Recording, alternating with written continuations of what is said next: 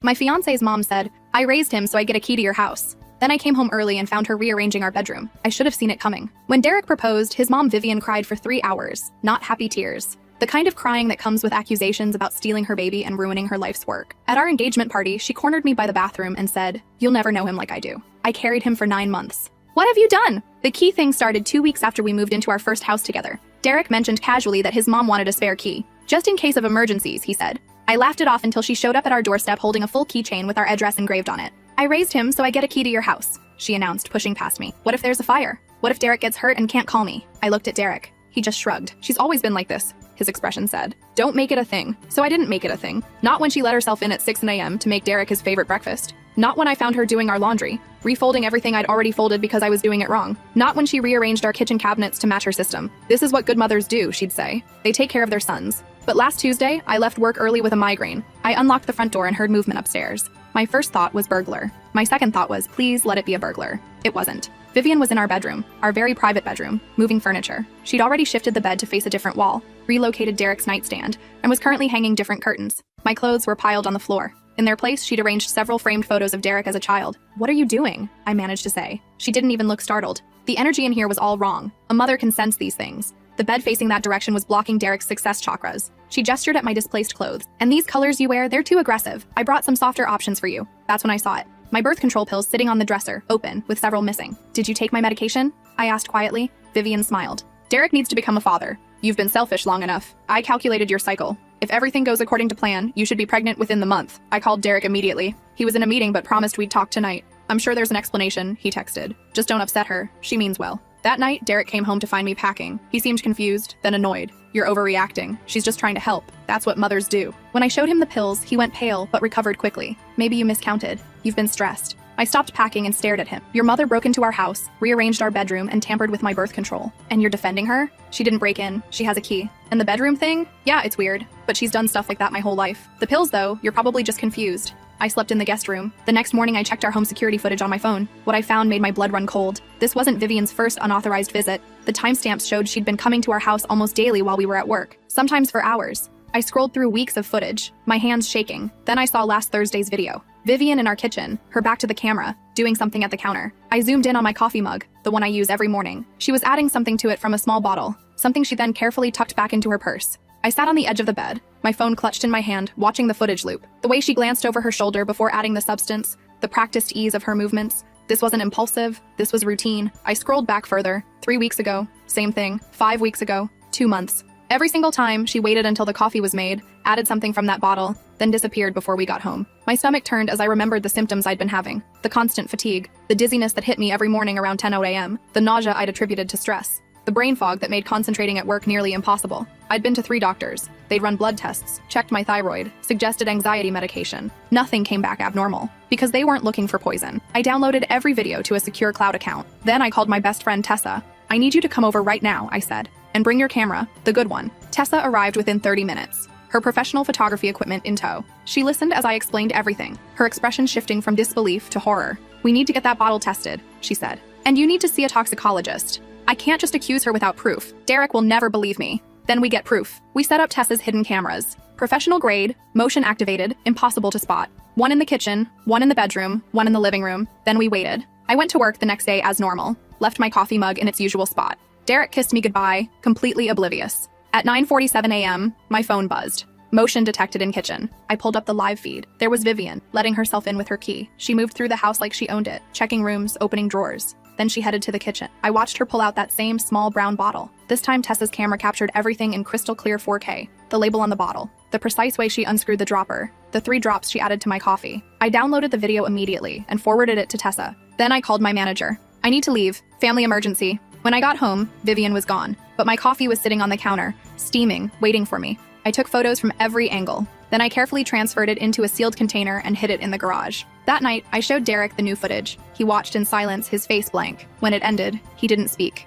"Your mother is poisoning me," I said quietly. "There has to be an explanation." What explanation could there possibly be? Maybe it's vitamins. She's always been into holistic health stuff. "Vitamins don't make you sick, Derek. I've been ill for months. And she's been adding this to my coffee for months." He stood up, running his hands through his hair. "This is insane. My mother wouldn't hurt anyone. Then why is she sneaking into our house and adding unknown substances to my drinks? I don't know. But calling it poison? That's extreme. I stared at him. What would it take for you to believe me? Do I need to end up in the hospital? Or worse? He flinched. Don't be dramatic. I'm getting it tested. Tomorrow. And when it comes back showing exactly what I think it will, we're done. Done? I can't marry someone who won't protect me from his own mother. That got his attention. You'd throw away 3 years over this? She tampered with my birth control. She's been drugging me. And you're asking me to give her the benefit of the doubt. Derek's jaw clenched. Fine. Get it tested. But when it comes back as nothing, I expect an apology. To me and to my mother. I took the coffee sample to a private lab the next morning, paid extra for rush processing. The technician raised an eyebrow when I explained I needed to know everything in it. Is this for a legal case? She asked. It might be. Then you'll want documentation, chain of custody, photographs of the original sample.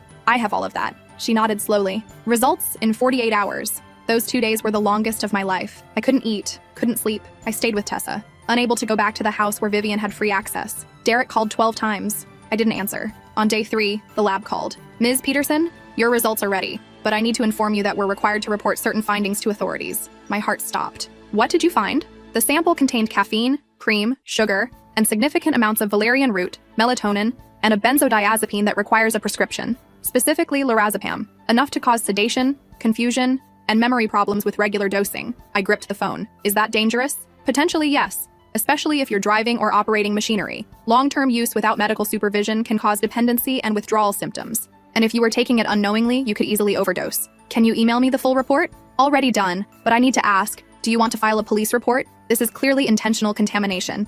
I thought about Derek, about his complete inability to see his mother for what she was. About 3 years of my life invested in someone who chose her over me every single time. Yes, I said. I want to file a report. The detective who took my statement was a woman in her 40s named Officer Patricia Chen. She listened to everything, took notes, watched the videos. This is clear-cut, she said. Breaking and entering, theft, assault with intent to cause bodily harm. The evidence is solid. What happens now? We'll get a warrant, confiscate the bottle assuming she still has it, press charges. With this level of documentation, it's an easy case. Her son is my fiancé. Officer Chen looked up. Is he aware of what's happening?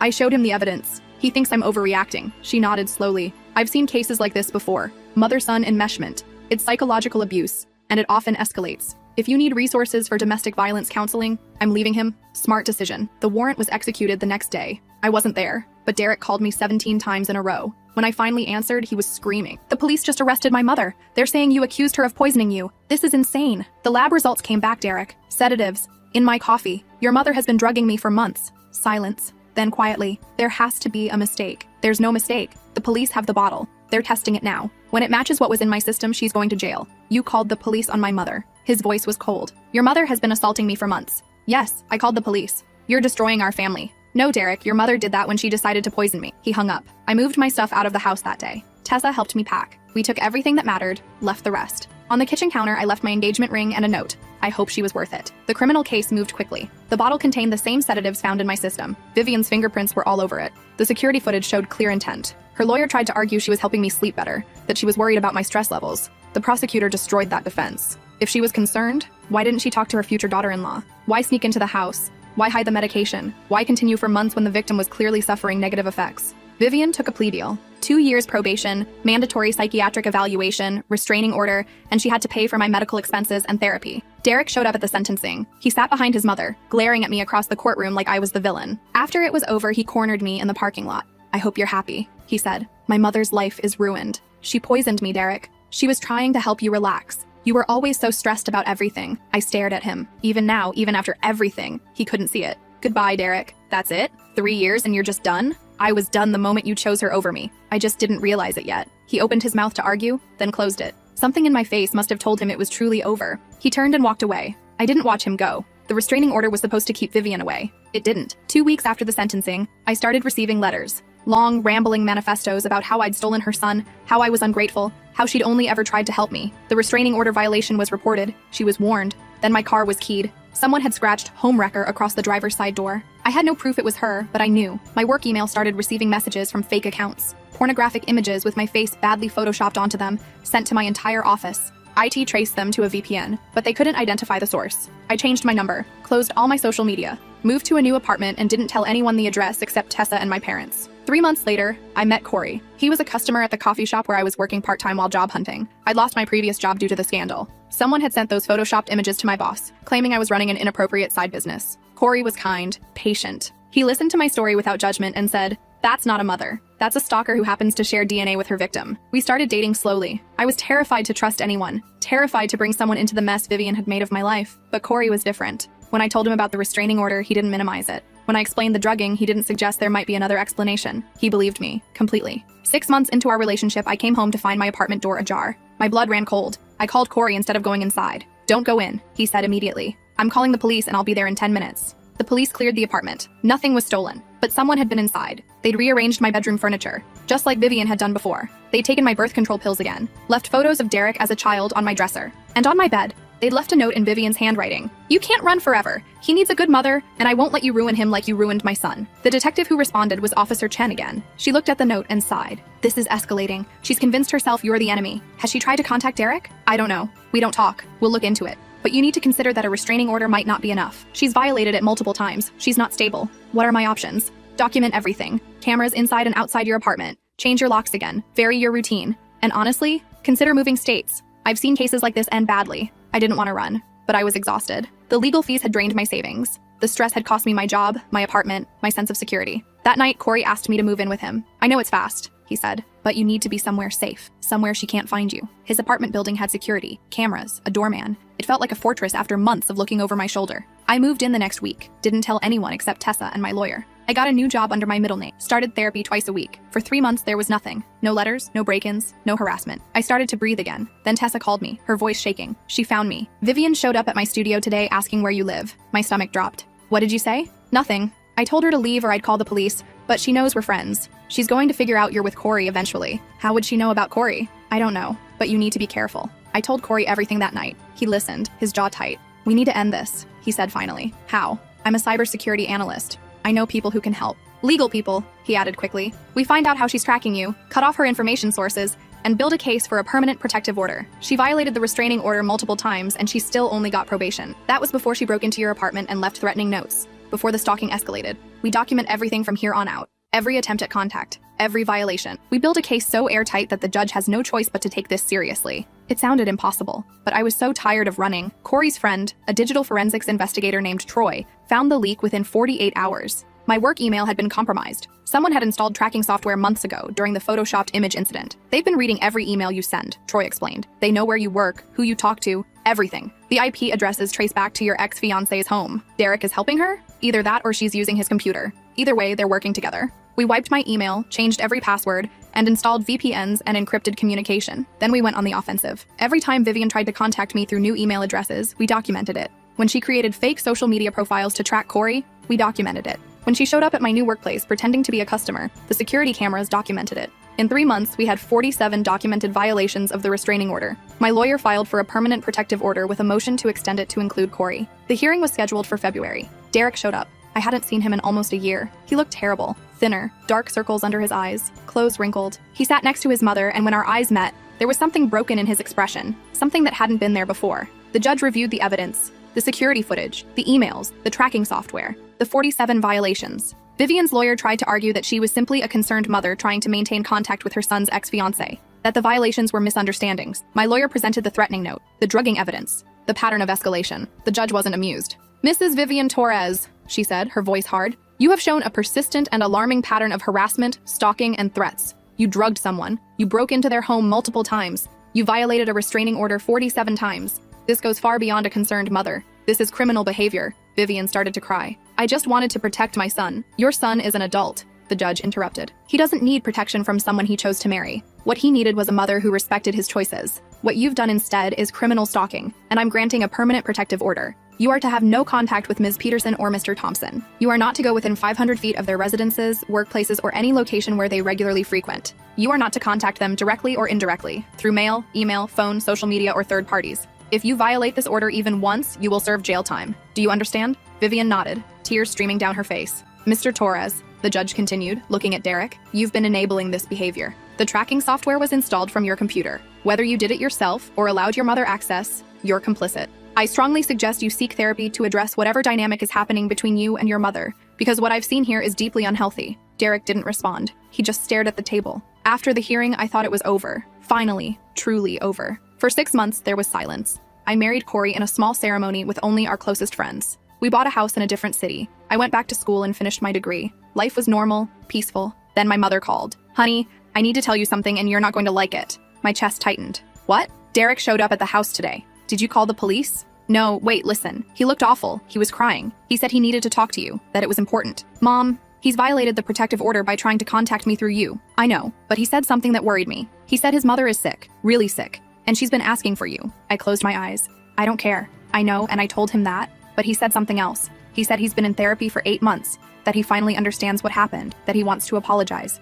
It's too late for that. I told him that too. But honey, he gave me this letter. He said if you don't want to read it, to throw it away, but he wanted you to have the choice. My mother sent me a photo of the envelope, Derek's handwriting, addressed to me. I stared at it for an hour before opening it. The letter was 6 pages long, handwritten, tear-stained in places. He wrote about therapy, about finally confronting the truth of his relationship with his mother, about realizing that he'd been groomed since childhood to prioritize her needs over everyone else's, including his own. He wrote about the tracking software, how his mother had installed it on his computer without his knowledge, how she'd been reading all his emails for years, how she'd manipulated him into believing I was the problem. He wrote about the moment he finally saw the truth, when his mother, in a fit of rage after the protective order hearing, admitted that she'd been trying to make me sick enough that I'd leave, that she'd researched the medications specifically to cause the symptoms that would make me dependent and pliable, that her plan had been to get me pregnant against my will, hoping the responsibility would trap me in the relationship while she maintained control. He wrote about the horror of understanding what she'd done, what he'd enabled. He wrote about his own therapy journey, his diagnosis of enmeshed attachment disorder, his realization that he'd never been allowed to individuate,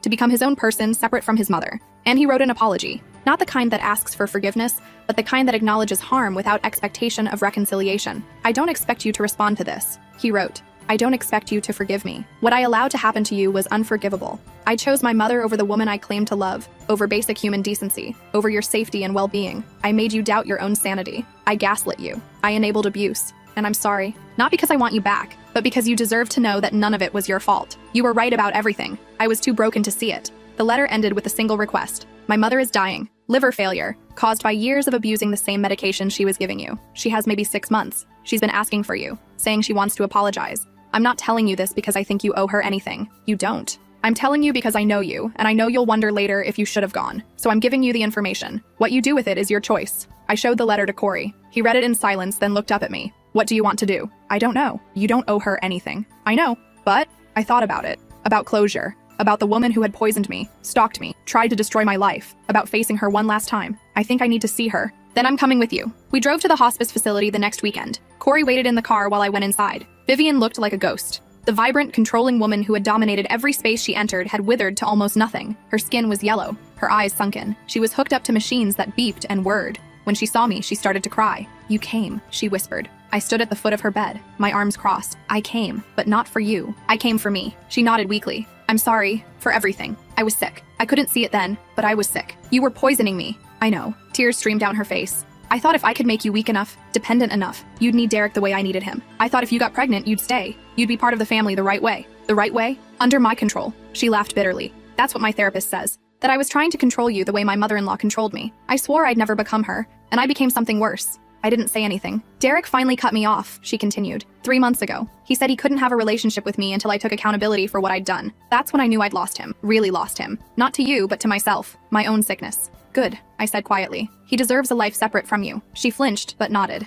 Will you tell him something for me? Will you tell him I'm proud of him? For finally choosing himself? No. If you want to tell him something, find a way to do it yourself. I'm not your messenger. Fair. She closed her eyes. Thank you for coming. I know I don't deserve it. You don't. Are you happy? Now? The question surprised me. I thought about Corey, about our little house, about going back to school, about the life I was building. Yes, I said. I'm happy. Good. She smiled. A sad, broken thing. That's good. I turned to leave. Wait, she called. One more thing. The bottle, the medication. I still have nightmares about your face that day when you found out. The fear in your eyes. I see it every night when I try to sleep. I just wanted you to know that. I looked back at her. This woman who had tried to destroy me. This woman who was now destroying herself with the same poison she'd used on me. I hope the nightmares never stop, I said quietly. I hope you see my face every single night until you die. Her expression crumpled, but she nodded. I walked out without looking back. In the car, Corey held my hand. How do you feel? Lighter. We drove home in comfortable silence. I never asked Derek about his mother again. Never asked when she died or where she was buried. That chapter of my life was closed. 3 years later, Tessa called me. You're not going to believe who I ran into. Who? Derek. He's engaged. To someone named Ramona. She seems really nice.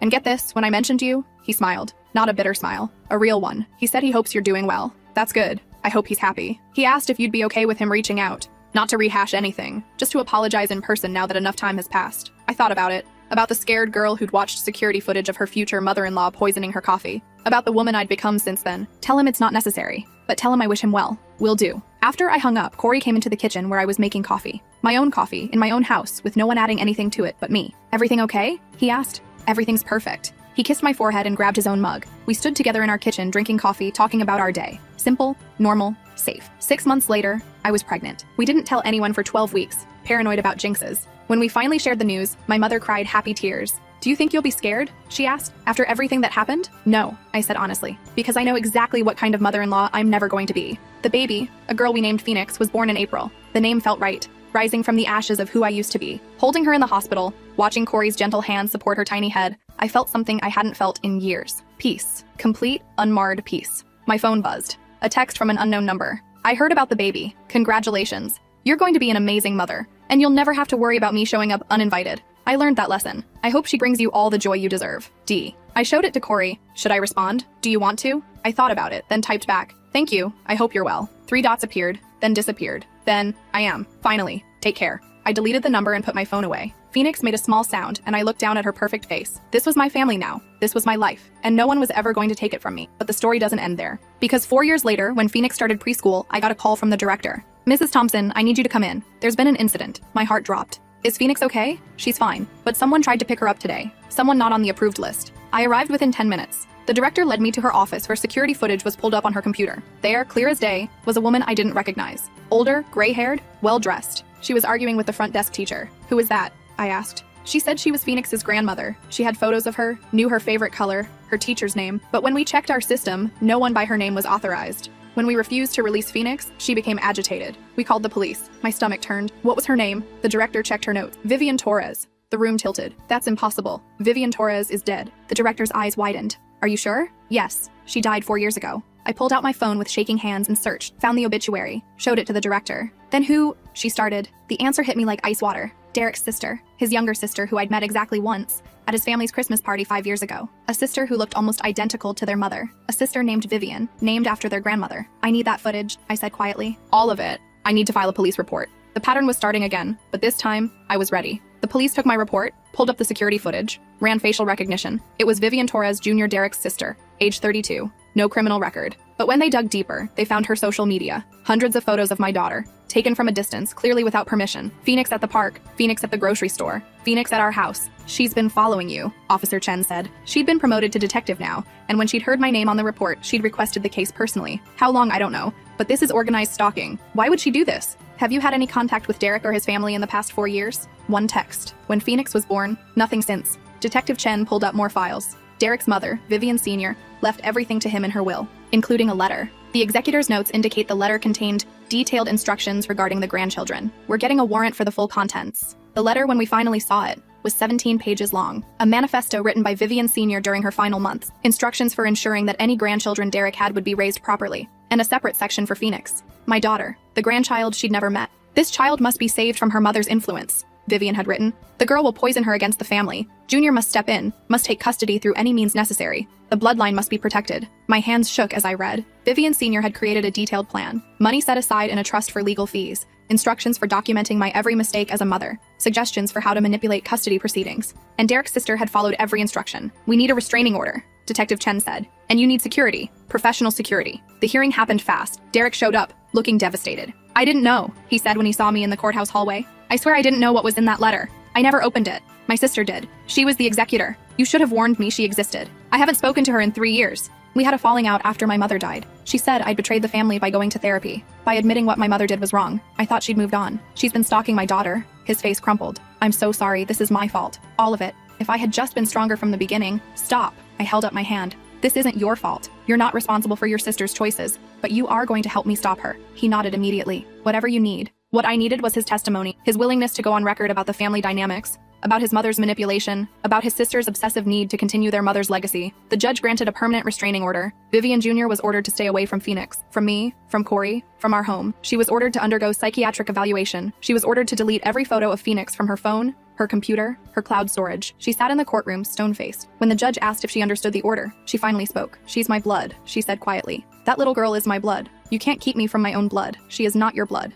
the judge said firmly. She is not your niece. She is not your family. Mr. Torres severed his relationship with his ex-fiancé years ago. You have no legal connection to this child. If you violate this order, you will go to jail. Do you understand? Vivian Jr. didn't answer, just stared at me with the same cold expression her mother used to have. After the hearing, Derek pulled me aside. I'm leaving the state, he said. My fiancé and I, we're moving to Oregon. We need a fresh start, away from all this. But before I go, I want you to have something. He handed me a thick envelope. What is this? Every communication I've ever had with my sister since my mother died. Emails, texts, voicemails, all of it. She's been trying to manipulate me into helping her get access to Phoenix, trying to convince me that you're an unfit mother, that we need to save Phoenix from you. I never responded, but I saved everything, just in case you ever needed proof of her instability. I took the envelope. Thank you. I mean it when I say I'm sorry, for all of it, for not believing you about my mother, for not protecting you, for not being strong enough to stand up to the sickness in my family. You're standing up now. That's what matters. He smiled sadly. I'm going to be a father soon. Ramona's pregnant, and I swear to you, I will never let my child experience what I experienced. I will never put anyone through what my mother put you through. I believe you.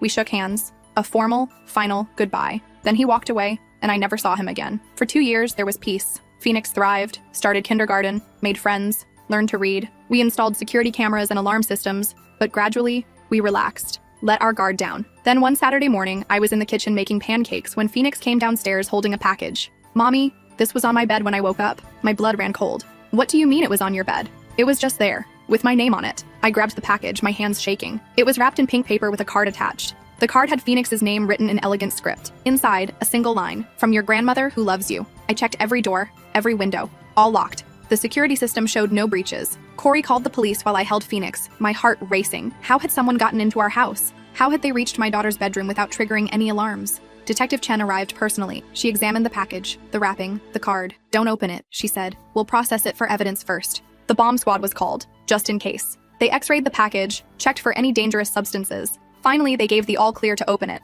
Inside was a doll, an antique porcelain doll with blonde hair and blue eyes, dressed in a Victorian-style gown. And tucked into the doll's dress was a note. I'm always watching. I'll never stop trying to save you, grandmother. The investigation revealed that Vivian Jr. had hired someone, a private investigator who specialized in surveillance and, apparently, breaking and entering. He'd disabled our security system remotely, entered through a basement window we didn't even know could be opened, left the package, and exited the same way. All in under 4 minutes. The investigator was arrested. So was Vivian Jr. for violating the restraining order and hiring someone to commit a crime. This time, she went to jail. 6 months for the violation, another year for the break-in conspiracy. But I knew, even as they took her away in handcuffs, that it wasn't over. That obsession like that doesn't just end. It hibernates, waits for another opportunity. We moved. Across the country this time. Changed our names, legally and completely. I became Allison Thompson. Phoenix became Iris Thompson. New identities, new lives. Corey's company allowed him to work remotely. I started teaching online. We bought a house in a small town where everyone knew everyone, where a stranger would be noticed immediately. For 5 years, we lived in peace.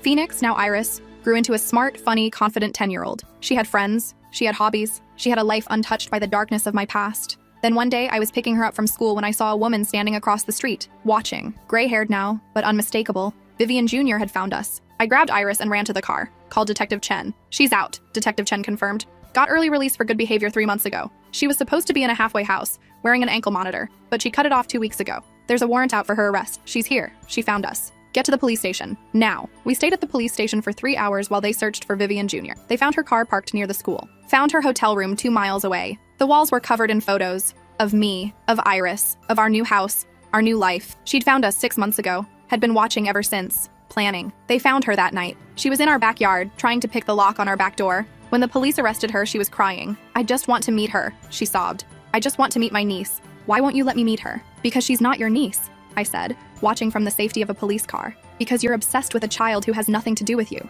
Because you can't let go of your mother's sickness. My mother was right about you, she spat. You're poison. You destroyed my brother. You stole his child. Derek has his own child now, his own family. He moved on. Why can't you? Because someone has to carry on the family legacy. Someone has to make sure the bloodline is protected. That's not a legacy. That's a curse. They took her away. This time the charges were serious enough that the plea deal included mandatory psychiatric commitment. She'd spend at least 5 years in a mental health facility, maybe longer. Detective Chen visited me before she went back home. This should be the end of it, she said. With mandatory treatment and supervision, she won't be able to find you again. You can't promise that. No, I can't. But I can promise that we'll be watching. And if she ever gets released, you'll be notified immediately. Iris asked me about it that night. Asked why the lady was watching her. Why she called herself grandmother. I sat her down and told her the truth. Age appropriate, but honest. About Derek. About Vivian Sr. About the family that couldn't let go. Are they going to keep trying to take me? She asked, her eyes wide. No, sweetheart. They're never going to take you. I won't let them. But what if? No what ifs. You are mine.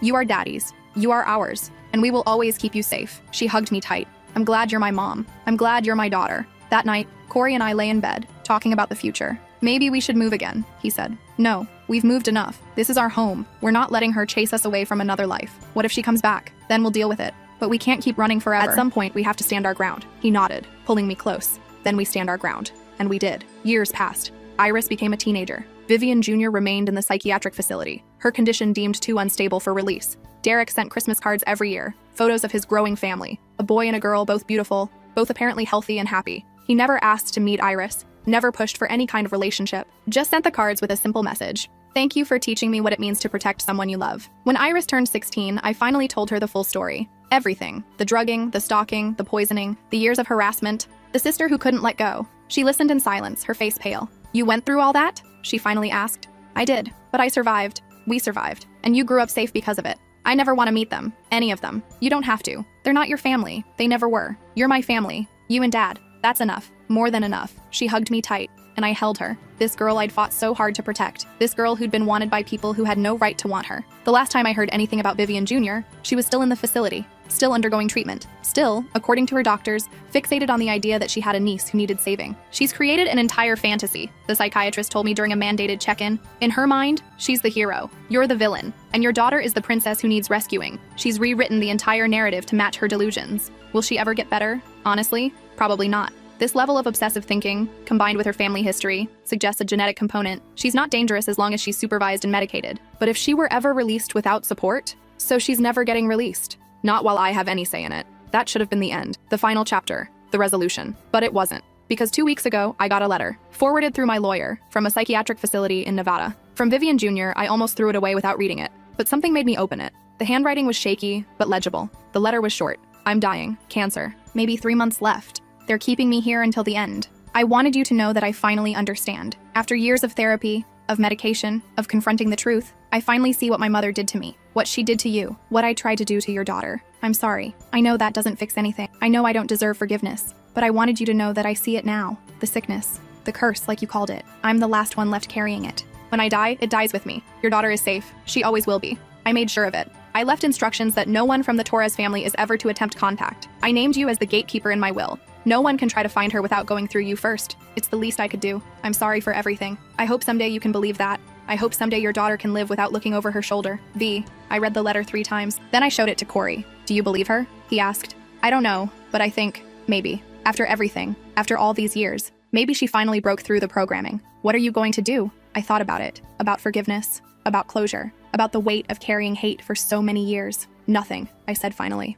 I'm not going to respond. I'm not going to visit. I'm just going to let her die knowing that I read her letter, that I heard her apology, and that I'm choosing to move forward without carrying her guilt for her. That seems fair. More than fair. It's freedom. I burned the letter that night, watched it turn to ash in our fireplace, watched the smoke carry away the last remnants of the Torres family curse. Vivian Jr. died 6 weeks later. I received a notification from the facility. There was no funeral, no service. Just a cremation and a trust fund established in her name, dedicated to helping families escape narcissistic abuse. In memory of the woman I could have been, the trust's dedication read, and an apology to the woman I was. It was, in its way, a final act of redemption. Too little, too late, but something. Iris is 18 now, in college, studying psychology, of all things. She wants to help families like ours, families trapped in cycles of abuse and obsession. I want to break curses, she told me when she announced her major. Like you broke ours. We broke it together, I corrected, by refusing to let it define us. Then I want to help other people do the same. She's going to be brilliant at it. I have no doubt. As for me, I still check the locks twice before bed, still glance over my shoulder in parking lots, still have moments of panic when I can't find Iris immediately.